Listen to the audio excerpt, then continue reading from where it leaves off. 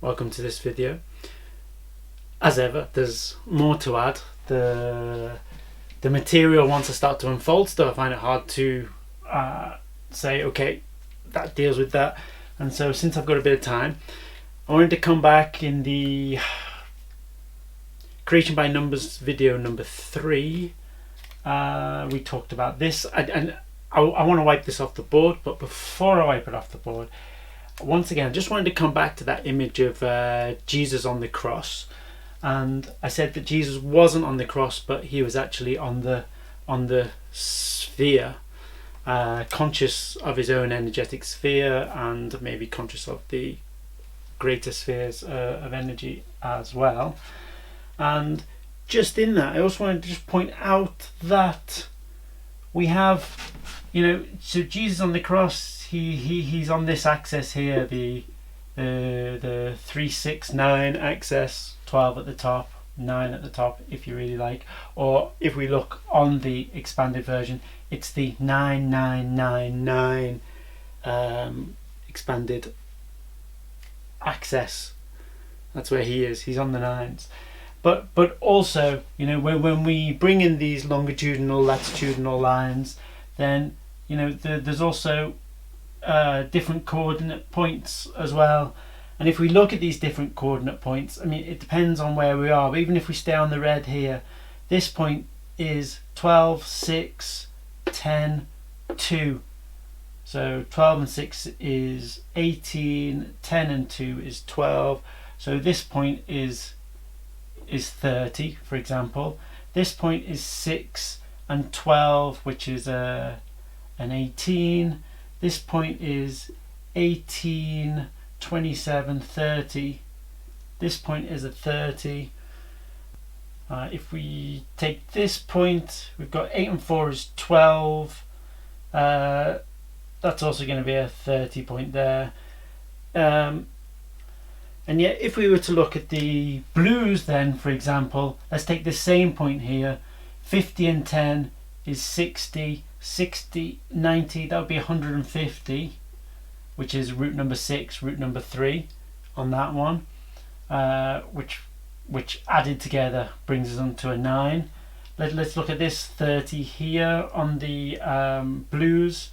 That's 60 plus the 90 there, 40 and 50, so that also comes back at 150. This one, which is 18, what's this on the 30 plus this gives us a 90. So this is almost certainly a 150 as well. 90 plus 60, which is 150. So what you're seeing, this is a little bit like the magic grid, where when you reduce things, everything becomes 9 in the end. So on here, where it's an 18 on the greens, it's a 90 on the blues, so root numbers of 9. And when there's 30s on the greens, then there's a 150 on the 9, so you get the root number of 6 and the root number of 3, add them together, and you get a 9. So what we're basically saying here, just like on the magic grid, is that every coordinate point, wherever we look at it, I haven't actually fully checked that through, but I'm pretty sure we'll find that root numbers, when we add stuff together, come out at 9s. So Jesus on the cross is on the 9s, and being on the sphere, once we're on the sphere, then we're on this grid of awareness of what the 9 is symbolic of. Also, just to point out that spheres are really prevalent in religious and cultural symbols, and particularly in architecture. At least, I mean, we're looking at this and we're seeing a half sphere here, just because the way it is. So the dome, basically, and then the dome in churches and cathedrals, in synagogues and mosques, it's very common structure.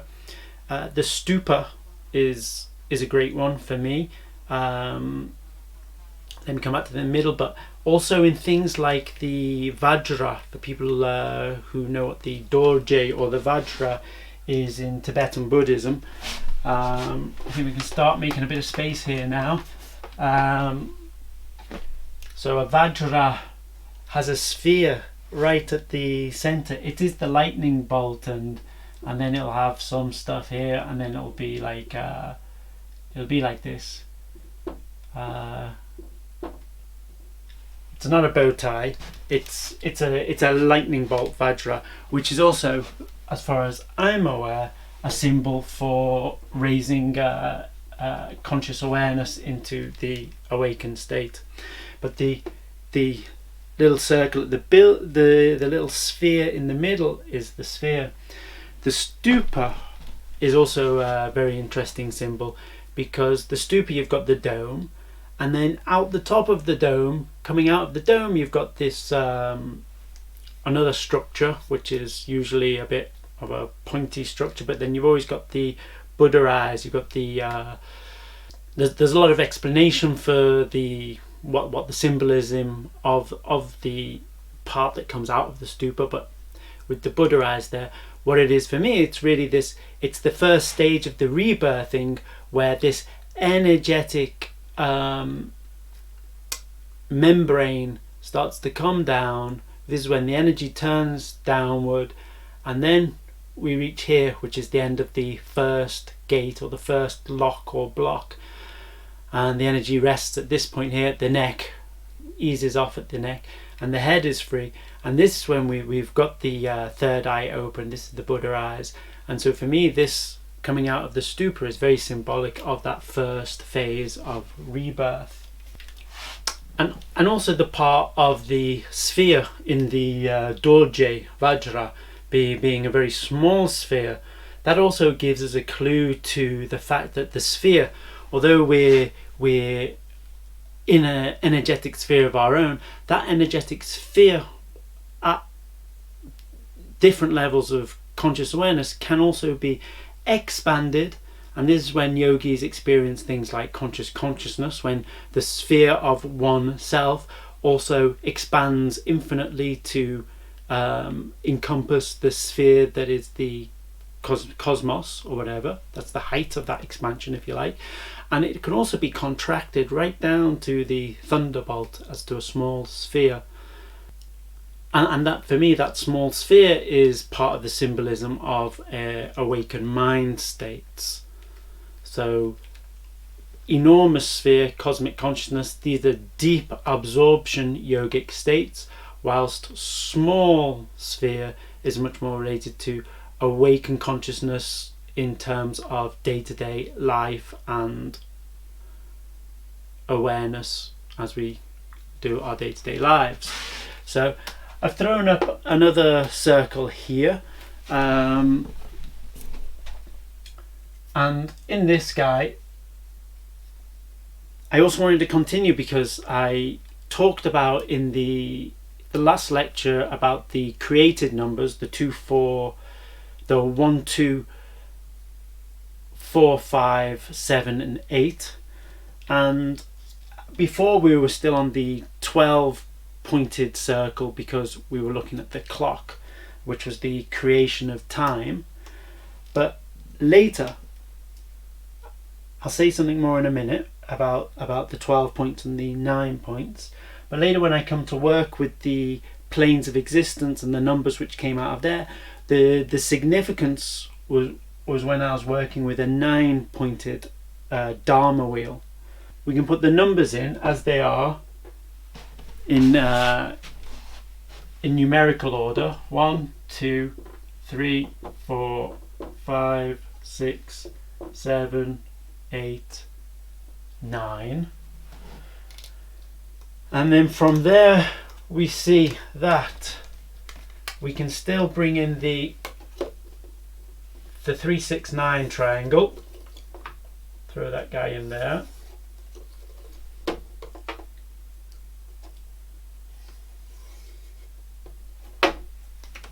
There's our 3, 6, 9 triangle, which is the perfect equilateral triangle as well.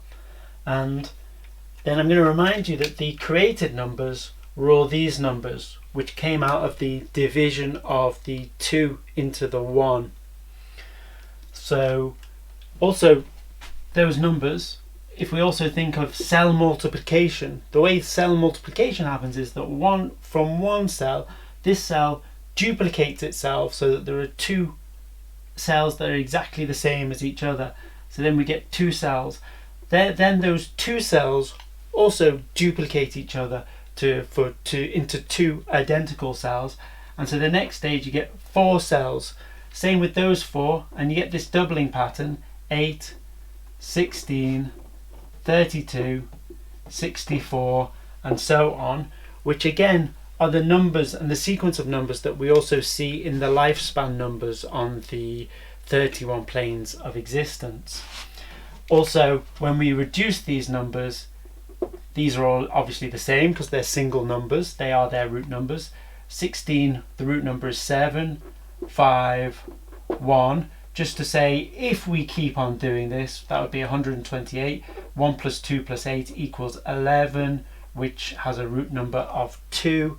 And so on. This chain will go on infinitely. 1, 2, 4, 8, 7, 5, 1, 2, 8, 4, 7, 5, 1, 2, 4, 8, 7, 5, and so on.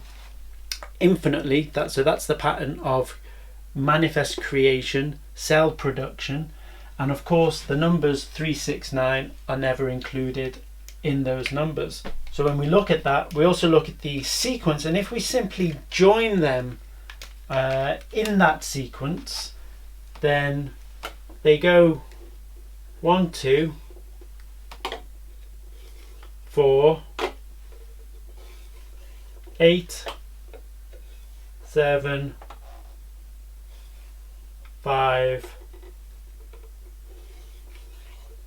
1. So 1, 2, 4, 8, 7, 5, 1, 2, 4, 8, 7, 5, 1. There's material about this diagram you can find on the internet, and it's usually relating to Nikola Tesla and what's it called, vortex maths, I think.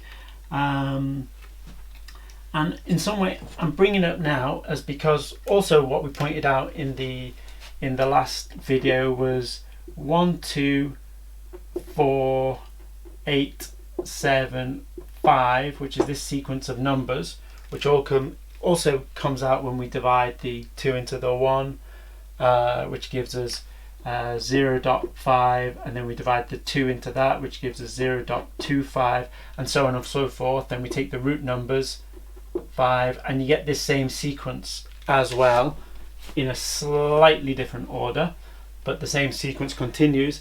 And in fact, if you do that one, it basically comes back the other way: 5, 7, 8, 4, 2, 1, 5, 7, 8. So it's the same sequence, but it's just going in the reverse order, which is also interesting because the reverse order is from the decimal levels, and the order of cell production is in the other direction. So for me, that's also the decimal level is something more about the internal world, and the cell production level is more something about the more manifest external world. So also what we get here is we get an infinity loop, if you like. So this is also a type of infinity loop.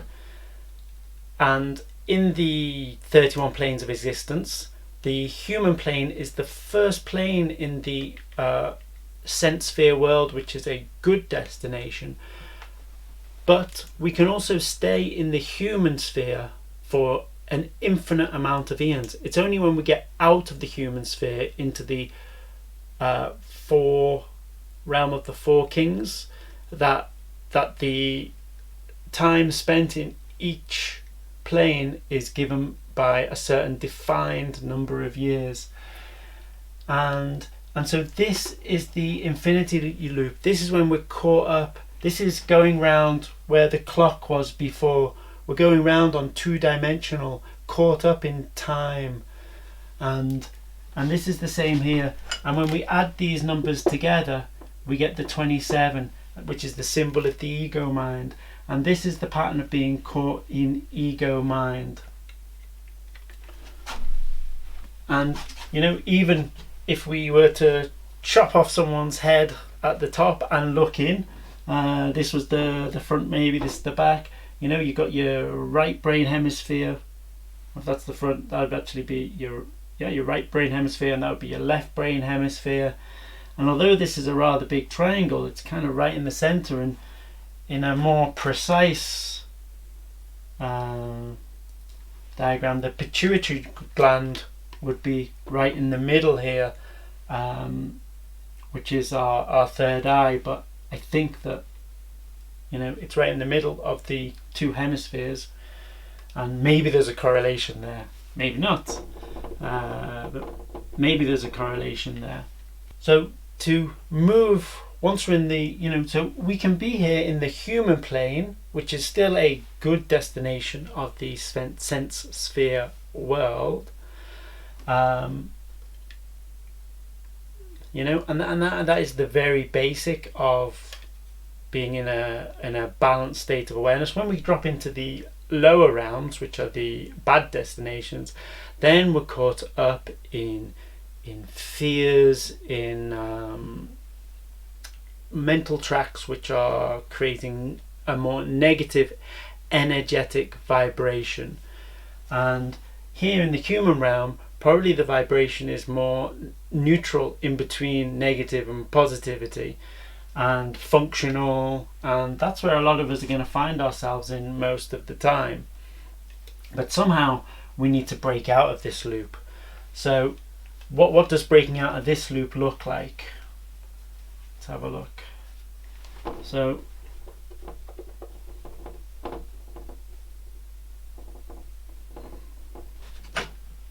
what does breaking out of this loop look like?